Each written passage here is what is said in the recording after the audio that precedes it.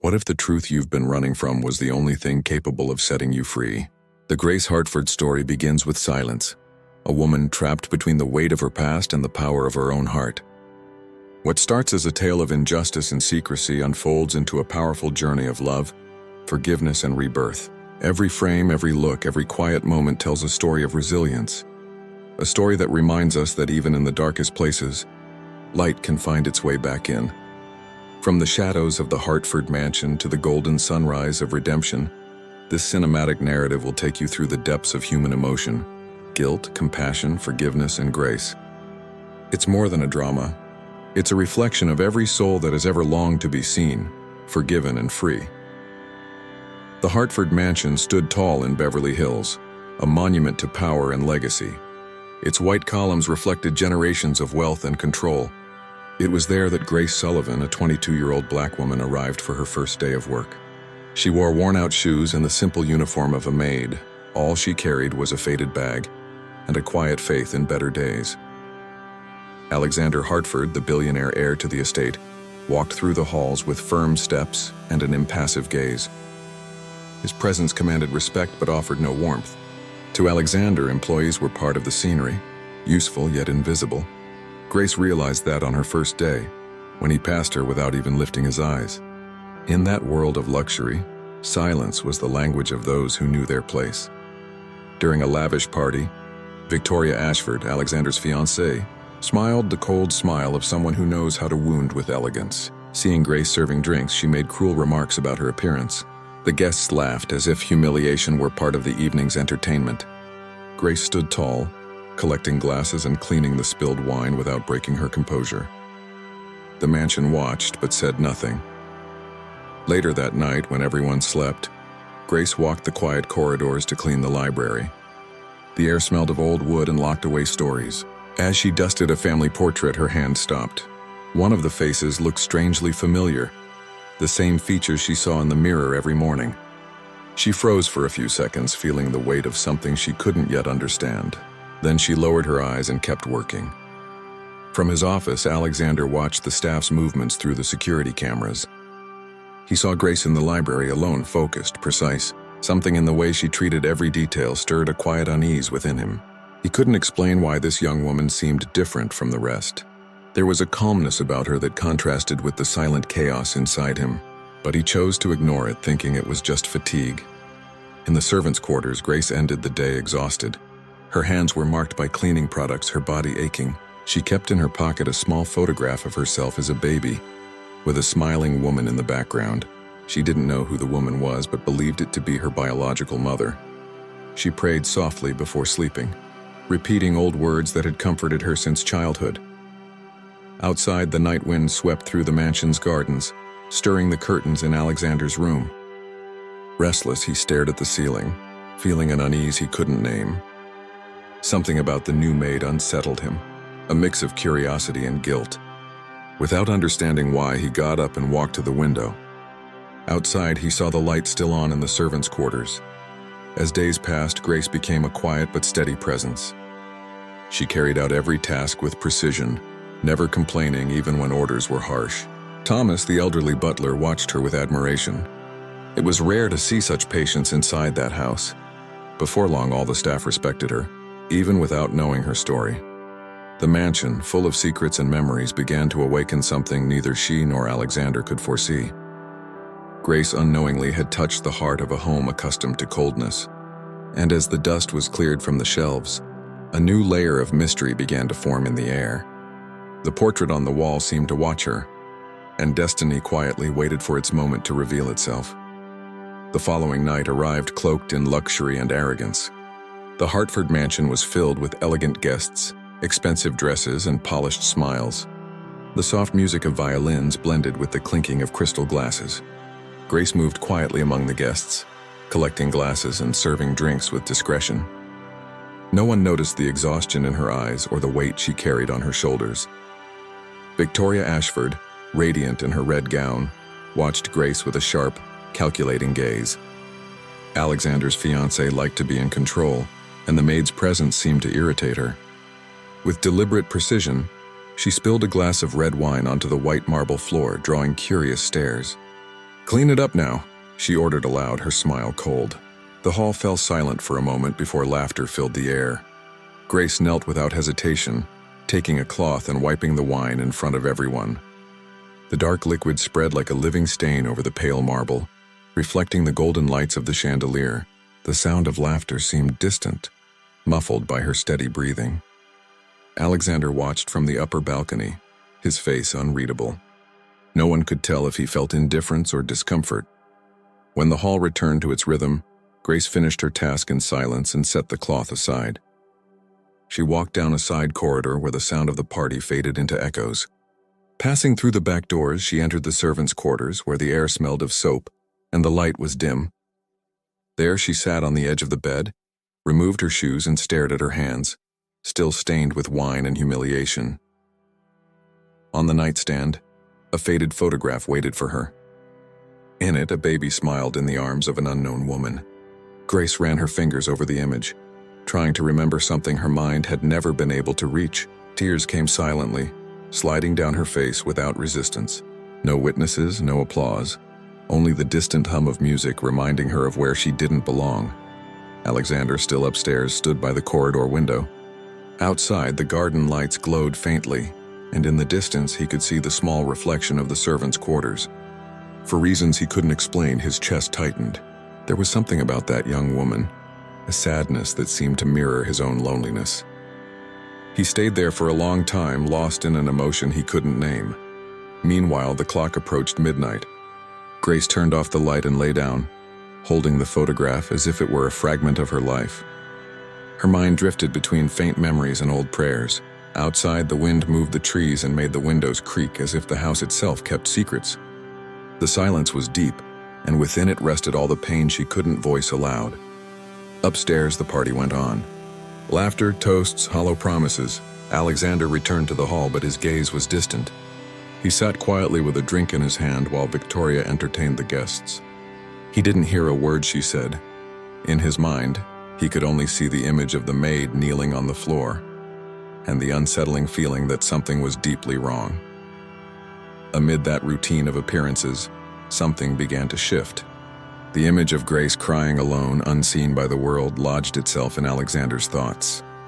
He didn't yet understand why, but her pain affected him in a way he had never experienced before, and for the first time in years, the man surrounded by power felt the weight of his own humanity, a spark that unknowingly would lead to the next act that would change everything. Rain fell softly over the Hartford mansion, turning the marble at the entrance into a mirror. The wind stirred the curtains in the hall, and distant thunder echoed through the tall walls. It was a cold night, filled with long silences and scattered glances. The staff moved quietly, completing their duties without speaking much. Grace, exhausted after another long day, wiped the wet steps with her usual care. Suddenly, a dull thud broke the stillness. In the main corridor, the elderly butler, Thomas, staggered and collapsed, sending a silver tray crashing to the floor. The crystal glasses shattered, their sound slicing through the air.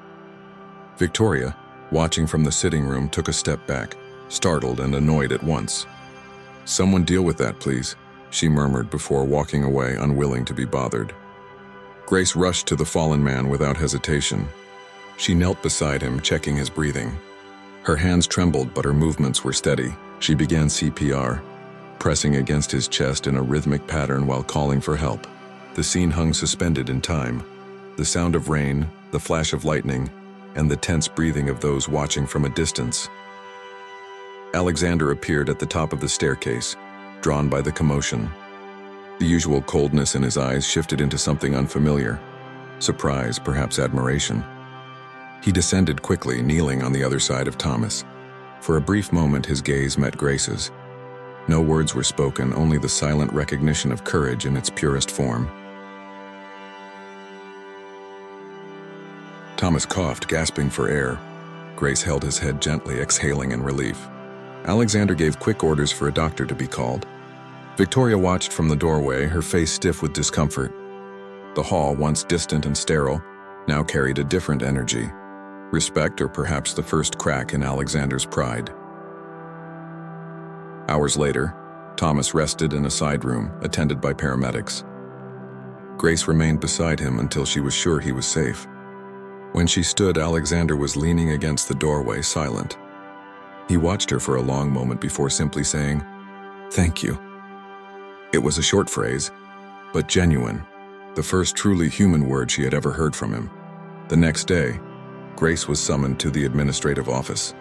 An envelope with her name waited on the desk. Inside was a formal letter and a new contract. Her salary had been doubled. There was no signature, but she knew who had sent it. She tucked the paper away carefully, saying nothing. With the extra money, she bought the medication Emma so desperately needed.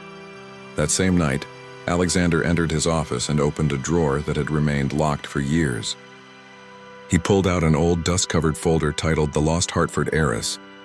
Inside was a black and white photo of a smiling baby, identical to the one Grace kept in her pocket. The room fell silent, and the past seemed to breathe again between the faded pages. As the rain outside eased and the sky began to clear, fate started to move quietly. The act of kindness from a humble woman had awakened something dormant in a powerful man.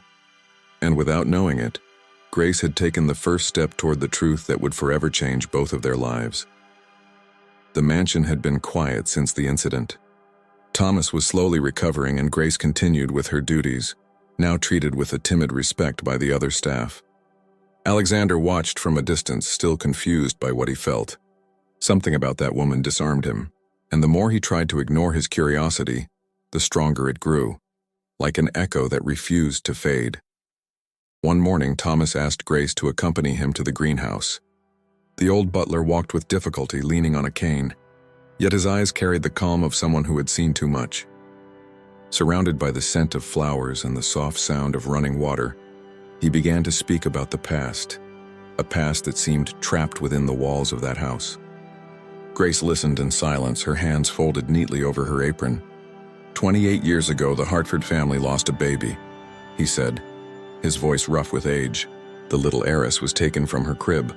The kidnapping shattered Mrs. Hartford's heart, and the house was never the same again.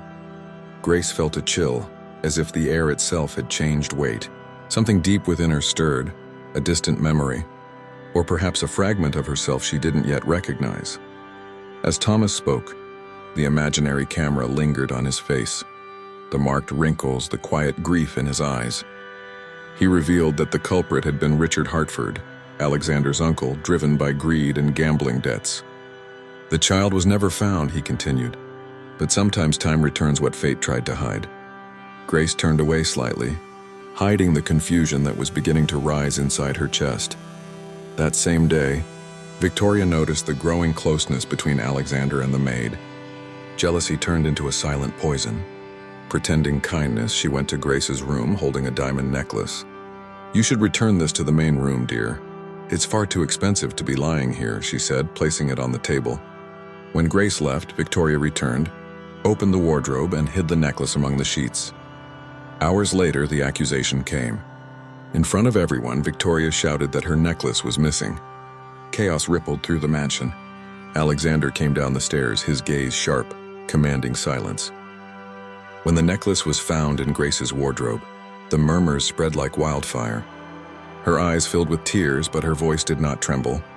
"I didn't touch it," no one replied. The trial had begun without defense. Thomas tried to intervene, but Victoria was faster. "She's poor, Alexander. People like her will do anything for money." The words cut through the air like blades. Alexander stood motionless for a moment, torn between reason and instinct. His silence hurt more than any accusation. Grace lowered her head, not out of guilt but out of exhaustion, the kind that only injustice can create. When the guard stepped forward, Alexander raised his hand. "No one leaves this house," he said firmly. He demanded the security footage be reviewed immediately. Victoria went pale, trying to conceal her panic. The air was heavy, every gaze sharp with tension. Grace stood still, her hands clasped in front of her chest, her dignity untouched. The mansion, once just a stage for luxury, had turned into a courtroom. The faint sound of rain returned as if time itself was repeating an old melody. And as everyone waited for the truth to emerge from the screens, Alexander looked at Grace differently, not as a servant anymore, but as someone he was finally beginning to truly see. Tension hung over the Hartford mansion like a heavy fog. The staff spoke in whispers and footsteps echoed through the marble corridors. In the main hall, Alexander kept his gaze fixed on the footage playing on the makeshift screen. Every second felt like an eternity. Grace stood at the back, silent, her heart heavy but her posture steady. The images began to play. The video showed Victoria entering Grace's room discreetly, opening the wardrobe and hiding something among the sheets. The hall fell into absolute silence. No words, no breaths. The mask on Victoria's face began to crack. Her eyes widened, and for a moment her confidence evaporated. Alexander turned slowly, looking at her as if seeing clearly for the first time. "Explain this," he said, his voice controlled but laced with disappointment. Victoria tried to speak, but her throat tightened.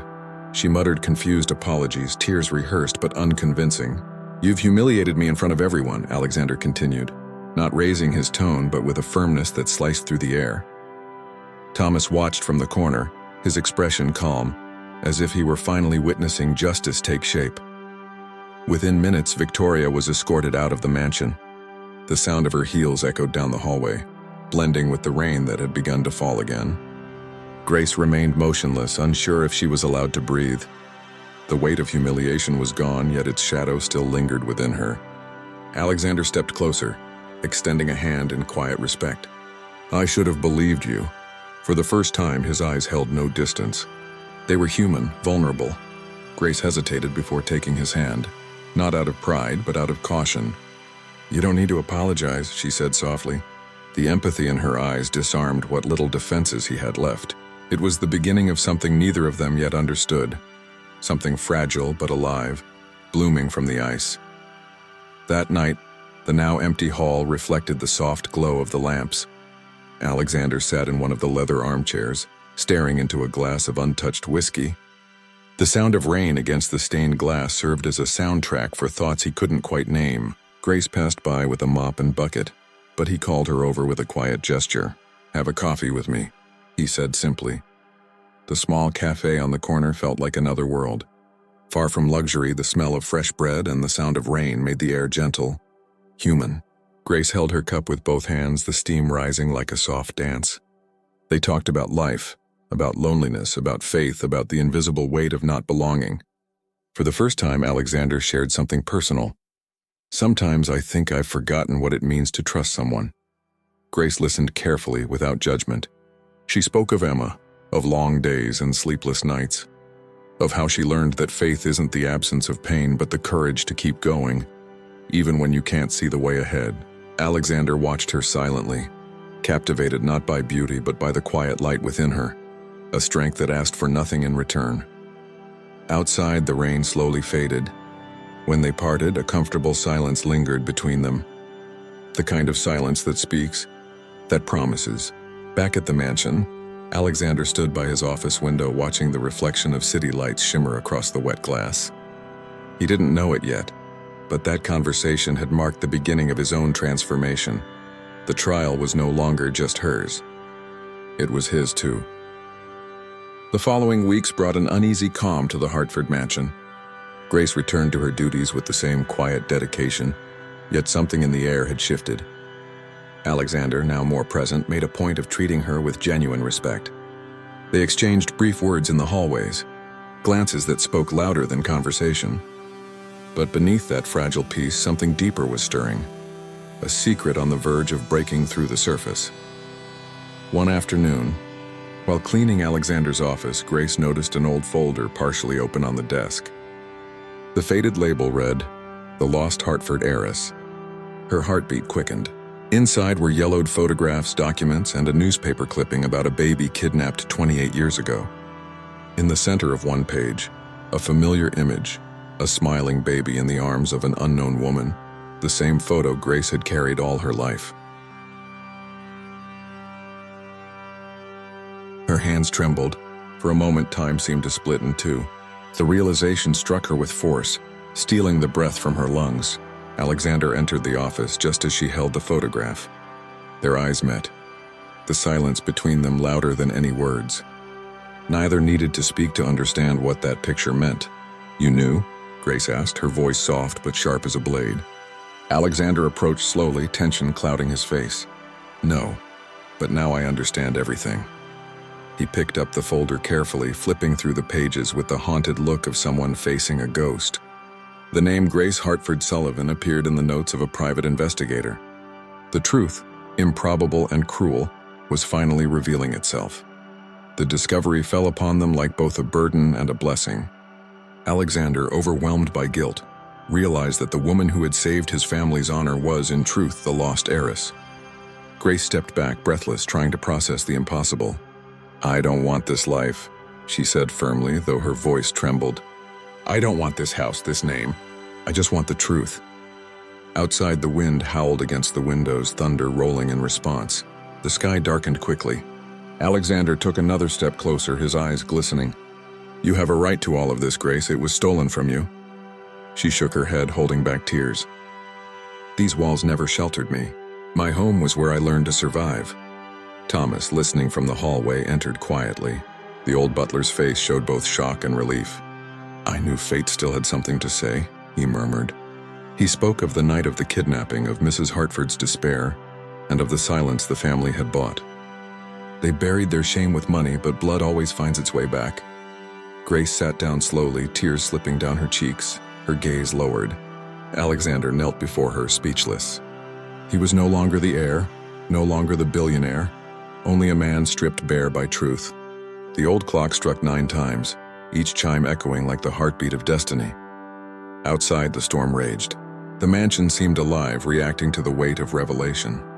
The lights flickered and the wind's cry seeped through the cracks in the windows. In the heart of the hall, 2 destinies intertwined.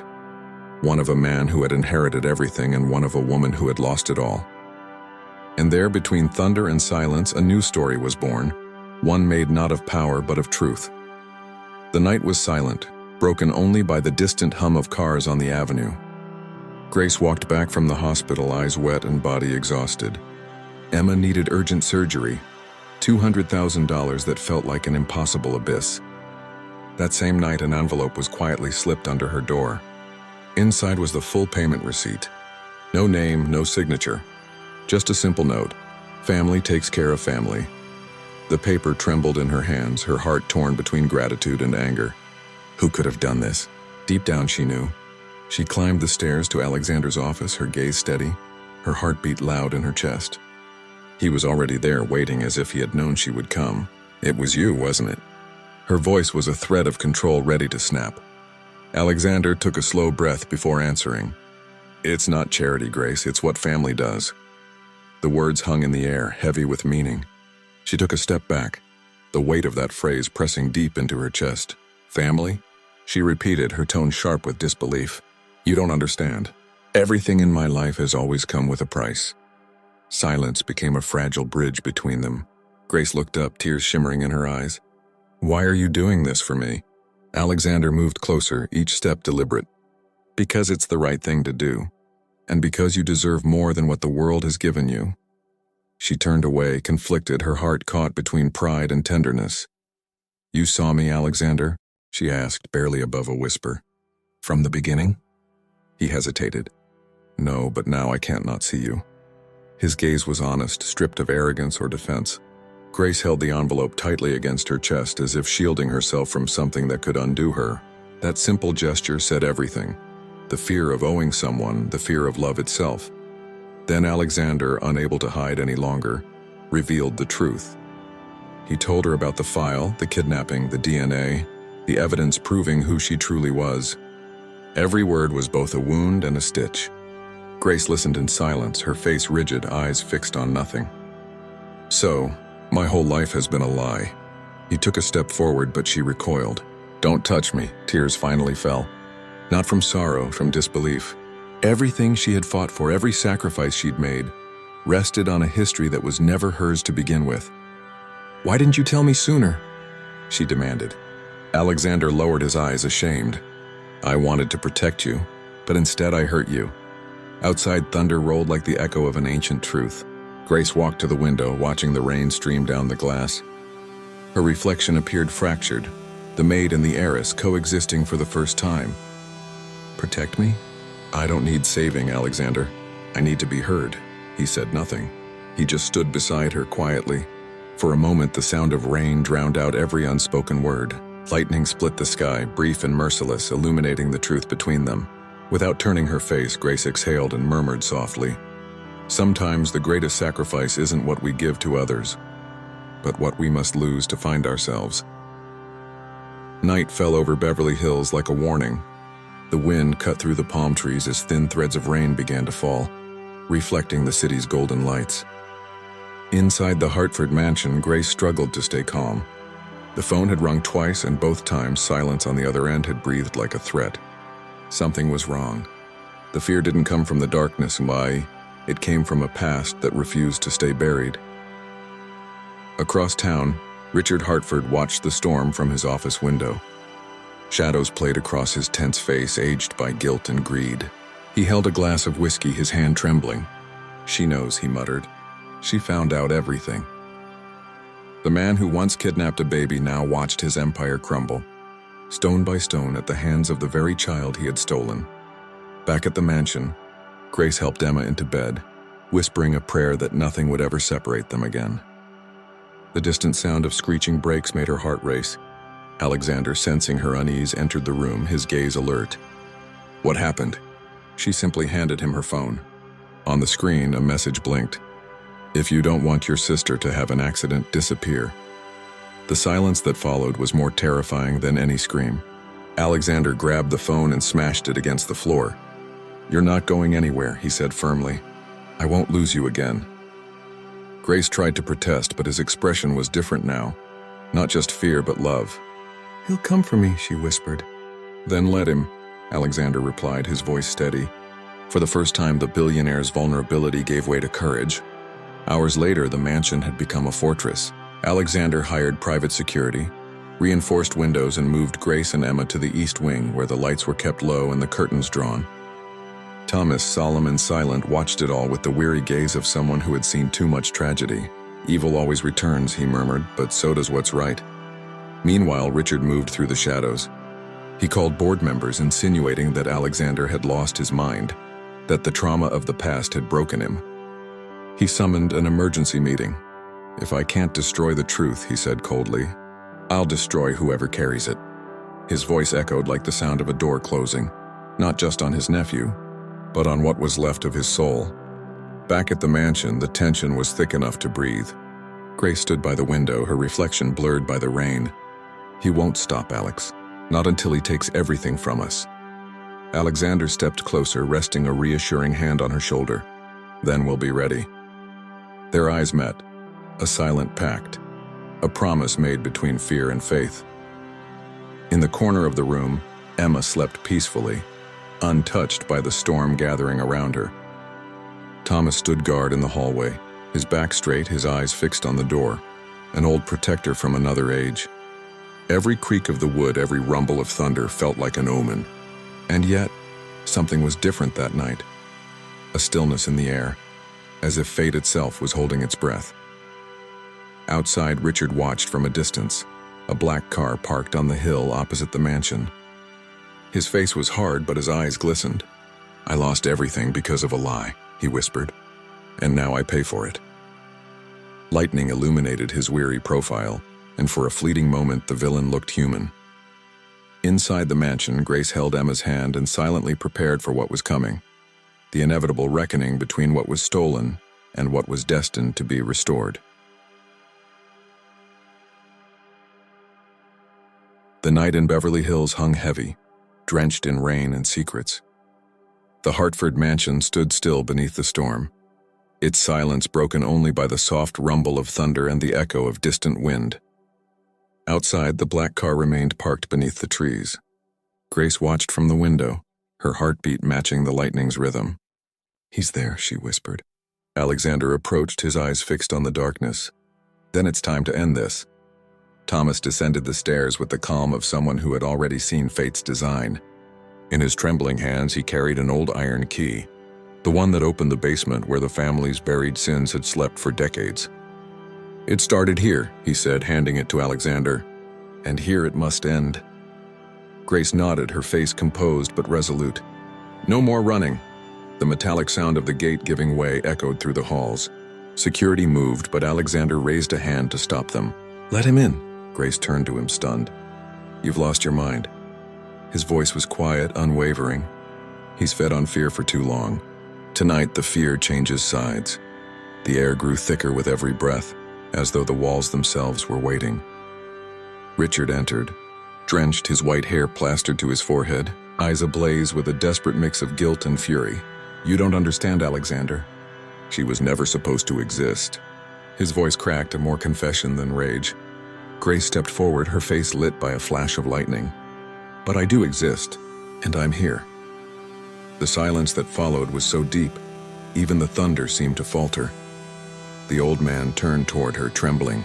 "Everything I did was to protect the family name." Her reply cut like steel. "You destroyed it." Grace's voice held steady, though her tears shimmered in her eyes.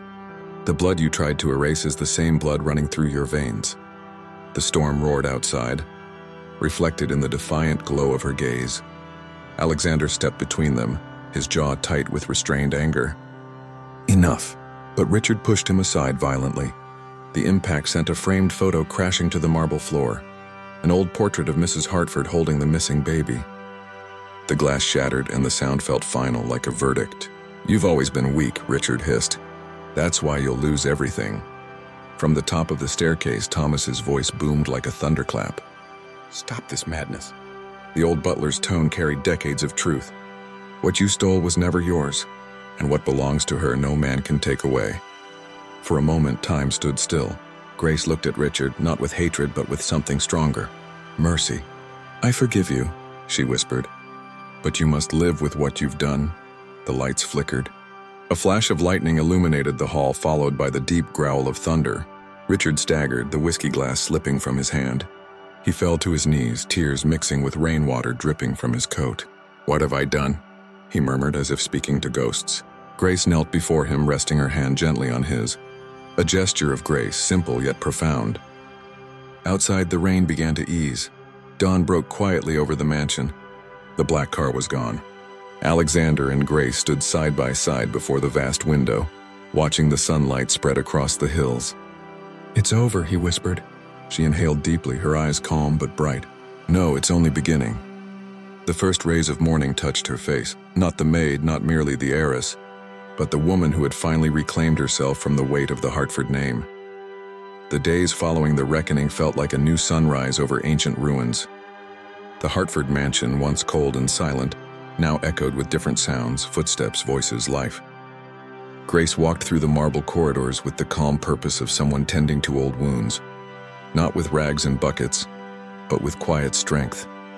The same walls that had once witnessed humiliation now watched rebirth. And yet, she carried a new weight, to be seen by all, judged by many. For the first time, the name Grace Hartford appeared in headlines. Photographs of her, a young black woman with serene eyes and a restrained smile, filled the glossy pages of magazines.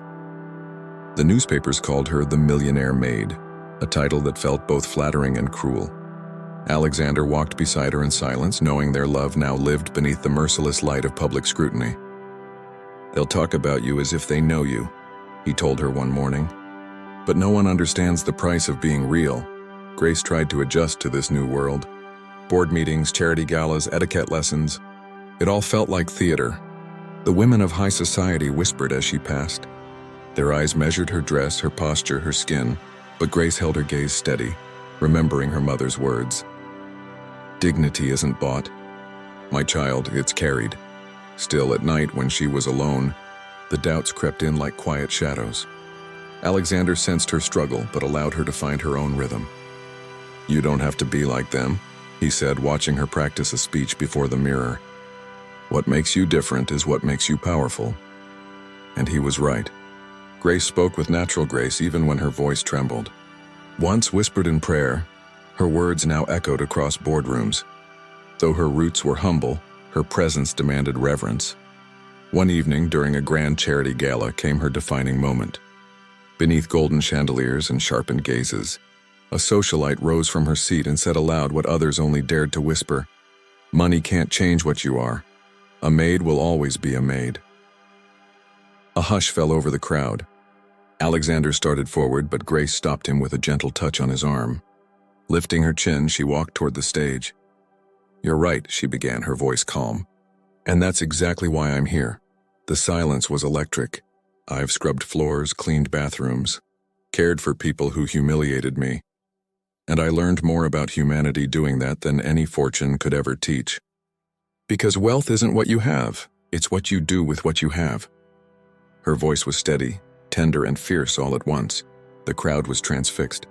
And for the first time, Beverly Hills's elite applauded not out of pity, but out of respect. After that night, Grace became more than an heiress. She became a symbol. Not the girl who was found, but the woman who transformed humiliation into strength. Companies wanted her image, magazines wanted her story, and young women called her an inspiration. Yet she remained simple. Having lunch with Thomas in the kitchen, visiting Emma at the hospital, walking barefoot through the garden when the world grew too loud. Greatness never took her away from her roots. Alexander knew he loved her, but he also knew she needed to love herself completely before they could share a life. So he waited. He watched her grow, stumble, and rise again. In every one of her gestures, he saw a reflection of what it means to be human, imperfect yet capable of miracles. Their love wasn't about possession. It was about freedom. Two worlds learning to coexist without erasing each other. And then, one quiet morning, Grace understood. The maid and the heiress were the same woman. Neither had to die for the other to live. She smiled at her reflection, the same mirror where she once practiced her speeches, and realized that power didn't come from wealth, but from authenticity. Alexander waited by the door, sunlight glinting in his eyes. "Ready?" he asked. "I always was," she replied. And without knowing it, they stepped together into a new beginning. The months that followed unfolded like a new chapter written slowly, page by page. The world still spoke the name Grace Hartford, but now with a different tone, not of curiosity but of admiration.